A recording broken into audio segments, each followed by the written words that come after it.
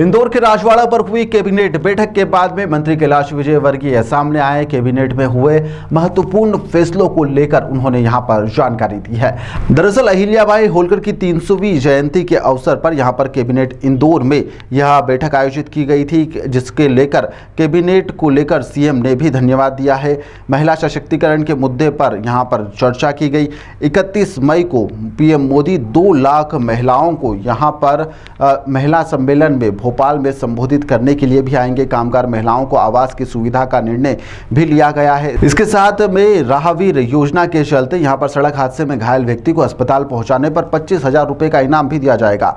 वहीं पर सरकार किसानों की आय दुगनी करने के लिए भी लगातार काम कर रही है। एमएसपी बढ़ाया जा रहा है। एमएसपी पर हमारी सरकार 2400 से 2500 एमएसपी के बाद में अब बोनस देकर 2600 रुपए पर इसकी खरीदी हुई है। पिछली बार यहां पर 62% से अधिक की खरीदी की गई है। वहीं पर 20,000 करोड़ रुपए किसानों को अब तक बांटा गया है। इसके साथ ही कई महत्वपूर्ण विषयों को लेकर मंत्री कैलाश विजयवर्गीय ने जानकारी दी है। हमारे देश के प्रधानमंत्री को भी इसकी चिंता थी और हमारे प्रदेश के यशस्वी मुख्यमंत्री जी ने भी इसकी चिंता प्रकट की। मुझे कहते हुए गर्व है कि अब कहीं पर भी एक्सीडेंट होगा, जो भी राहगीर रोक कर उस घायल व्यक्ति को अस्पताल तक पहुंचाएगा या उसको प्राथमिक स्वास्थ्य केंद्र तक पहुंचाएगा, उसको 25,000 रुपये सरकार की ओर से मिलेगा। उसको तत्काल 108 एम्बुलेंस पर फ़ोन भी करना होगा।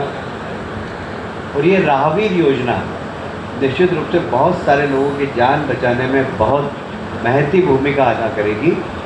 और जब जिस व्यक्ति को पुरस्कार मिलेगा उसको पुलिस परेशान भी नहीं करेगी।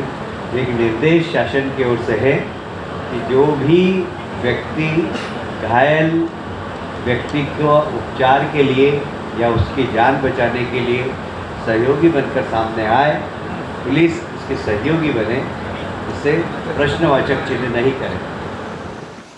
मित्रों, आप सभी जानते हैं कि शहरों का विकास बहुत तेज़ी से हो रहा है और कई बार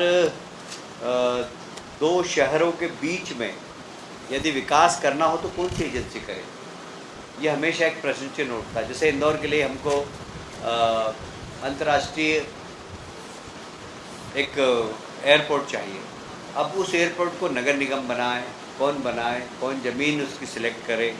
इसके लिए बहुत ज़रूरी था कि एक ऐसी संस्था हो जो कि इस बारे में विचार करे। 2-3 शहरों के बारे में कैसे एक समेकित डेवलपमेंट और 2-3 शहर क्लब होकर विकास के बारे में सोचें। इसके लिए महानगर कौंसिल का एक,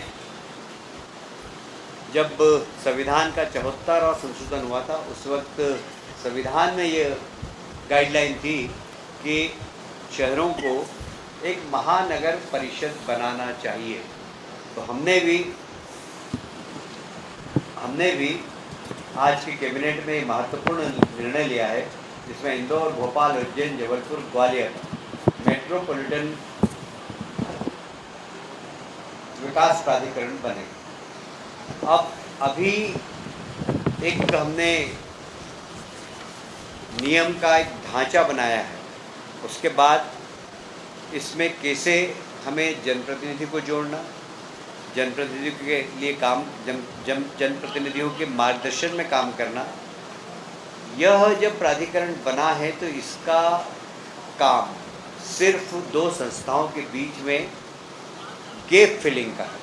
इससे नगर निगम का काम प्रभावित नहीं होगा, प्राधिकरण का काम प्रभावित नहीं होगा, वो अपने क्षेत्र में काम करते रहेंगे। बाकी हम एक सहयोगी संस्था बनकर काम करेंगे और इसके चूँकि मुख्यमंत्री इसके चेयरमैन होंगे और इसलिए ये प्राधिकरण शहरों को व्यवस्थित विकास, जो जैसे अब इंदौर के आसपास हम बात करते हैं, इंदौर, उज्जैन, धार, कुछ हिस्सा देवास का, कुछ हिस्सा हम धार का, इसे सबको मिलाकर एक मेट्रोपॉलिटन काउंसिल बना रहे हैं और उसके पूरे समुचित विकास का, ट्रांसपोर्टेशन कैसा हुआ, 25 साल बाद वहाँ आवागमन कैसा होगा, कितने व्हीकल होंगे, तो हमें उस हिसाब से अभी से सड़कों का प्लान करें। यहाँ पानी की आवश्यकता कितनी होगी, तो अभी से हम पानी के सोर्सेज के बारे में हम अभी से उसके बारे में सोचेंगे कि समुचित मेट्रोपॉलिटन एरिया के अंदर पीने का पानी कितना लगेगा। यदि उस क्षेत्र के अंदर खेती है तो खेती किसान को पानी समुचित रूप से मिल सके, क्योंकि हमारे खेत को पानी देने का हमने संकल्प लिया। तो ये सब काम मेट्रोपॉलिटन काउंसिल करेगी और इसके 3 चरणों में इसकी कमेटी है। 2 चरणों के चेयरमैन मुख्यमंत्री होंगे, 1 चरण के माध्यम तीसरी हमारी काउंसिल बनेगी। उसमें लोकल शहर के सांसद, कमिश्नर, सारे जनप्रतिनिधि होंगे। इसमें जनप्रतिनिधियों का मार्गदर्शन और जितने विधायक इस क्षेत्र के हैं वो सब कभी भी आकर किसी भी प्रकार का कोई सुझाव देना चाहें तो दे सकेंगे। कुल मिलाकर इसका उद्देश्य है कि 2 संस्थाओं के बीच में फिल अप द गैप, जो गैप भरने का एक काम करेगी और विकास तेज गति से हो इस दिशा में काम करेगी।